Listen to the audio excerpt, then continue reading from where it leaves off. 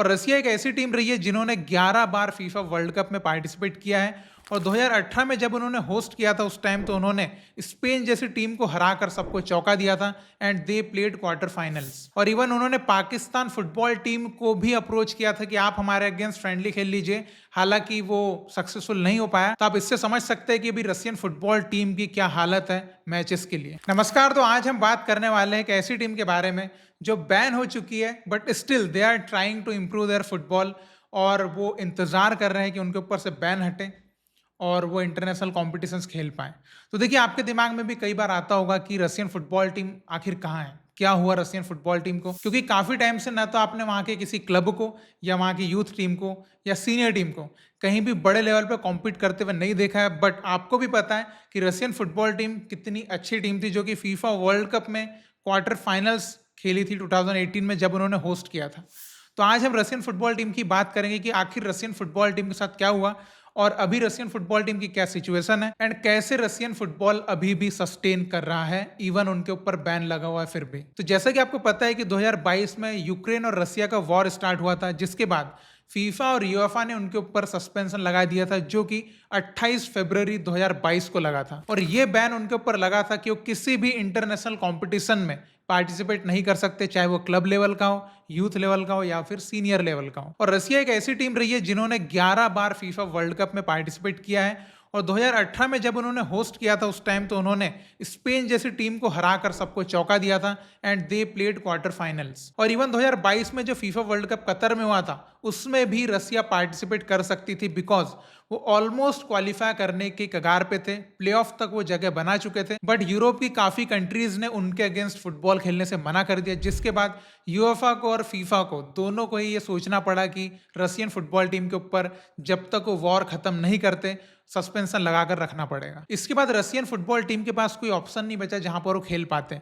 तो Russian football association के जो प्रेसिडेंट थे अलेक्जेंडर ड्यूको, उन्होंने एएफसी में मूव करने का सोचा ताकि यहां पर रशियन फुटबॉल टीम जो है ऑफिशियल टूर्नामेंट्स खेल पाए और इवन वो बहुत आगे तक भी बढ़े। फरवरी 2023 में रशियन एफए के जो प्रेसिडेंट थे उन्होंने एएफसी कांग्रेस की जो मीटिंग थी उसको ज्वाइन किया था, जिसके बाद सचमुच ये लगा कि शायद अब रशियन फुटबॉल टीम एएफसी में खेलेगी। और इवन रशियन फुटबॉल टीम जो थी लेट 2022 से ही एएफसी की कंट्रीज के अगेंस्ट फ्रेंडली मैचेस खेलने लगी थी, जिनमें Kyrgyzstan, Tajikistan, Uzbekistan, Iran, Iraq और कतर थे। और कुछ फेडरेशंस की ओपिनियन भी थी कि रशियन फुटबॉल टीम अगर एएफसी में जाती है तो वहां पर सेम अमाउंट ऑफ पावर उनके पास नहीं रहेगी, क्योंकि यूरोपियन फुटबॉल टूर्नामेंट्स जो होते हैं उनका एएफसी के टूर्नामेंट से कोई कंपैरिजन ही नहीं है। तो उनको अपने सस्पेंशन हटने का वेट करना चाहिए, एएफसी में मूव अभी नहीं करना चाहिए। और इवन एशियन फुटबॉल कॉन्फेडरेशन में भी कुछ कंट्रीज थी जो रशियन फुटबॉल टीम के अगेंस्ट थी कि एएफसी में इनको नहीं आना चाहिए।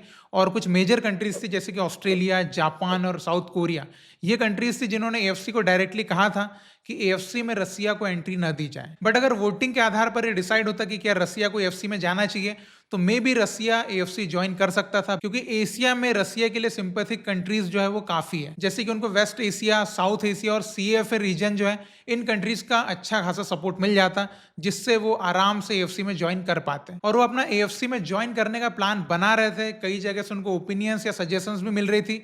उतने में यूएफए ने 5 अप्रैल 2023 को जो उनके ऊपर सस्पेंशन था उसको और एक्सटेंड कर दिया। देखिए, भले ही Russian football team international tournaments में या क्वालिफायर्स में पार्टिसिपेट नहीं कर पा रही थी, पर जो उनके फ्रेंडली नेशंस थे उनके साथ वो फ्रेंडली खेल रहे थे ताकि उनके प्लेयर्स जो है उनको गेम टाइम जो है वो मिलते रहे और उनका फुटबॉल पूरी तरह से बर्बाद ना हो जाए। इवन सितंबर 2023 में यूएफए ने एक बहुत ही बड़ा डिसीजन भी लिया था।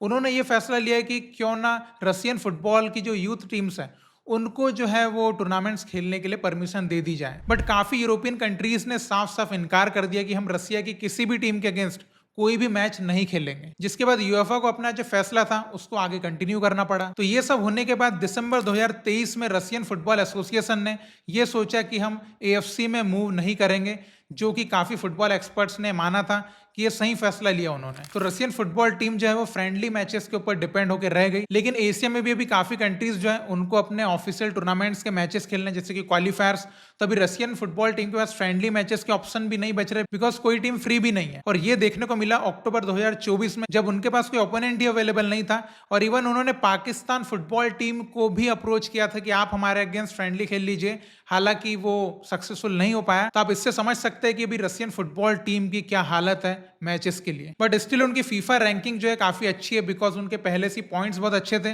तो बहुत ज्यादा ड्रॉप उनकी जो रैंकिंग है उसमें नहीं आया। और उनके ऊपर सस्पेंशन केवल इंटरनेशनल टूर्नामेंट्स का लगा है, फ्रेंडली मैचेस तो अभी भी खेल सकते हैं। तो अभी आपके दिमाग में एक सवाल आएगा कि रसिया में फुटबॉल फिर कैसे चल रहा है, कैसे उनकी नेशनल टीम बन पा रही है, कैसे वहां के फुटबॉल फैंस जो है वो गेम का लुफ्त उठा पा रहे हैं। तो देखिए, रसिया की सारी लीग्स एज यूजुअल अभी भी चल रही है, जैसे कि वो इंटरनेशनल उनके ऊपर जो बैन लगा था उसके पहले चल रही थी।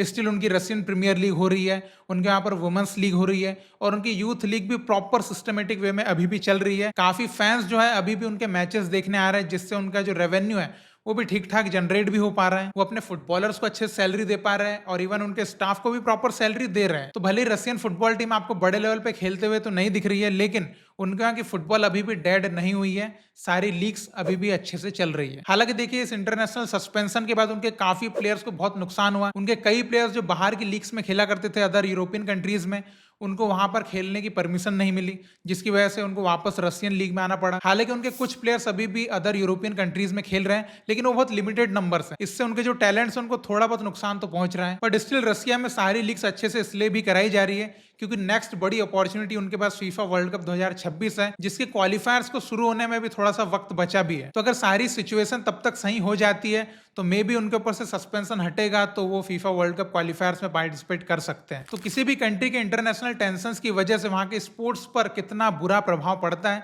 उसका जीता जागता उदाहरण रसिया है। अब ये तो पता नहीं कि रसिया की इंटरनेशनल टेंशंस कब खत्म होगी, बट आई होप कि जल्दी से खत्म हो, ताकि वहां की फुटबॉल जो है वो फिर से अच्छी तरह से चल पाए। तो आई होप कि आपको इस वीडियो से पता चला होगा what happened to Russian football team. तो नेक्स्ट वीडियो में हम फिर मिलेंगे।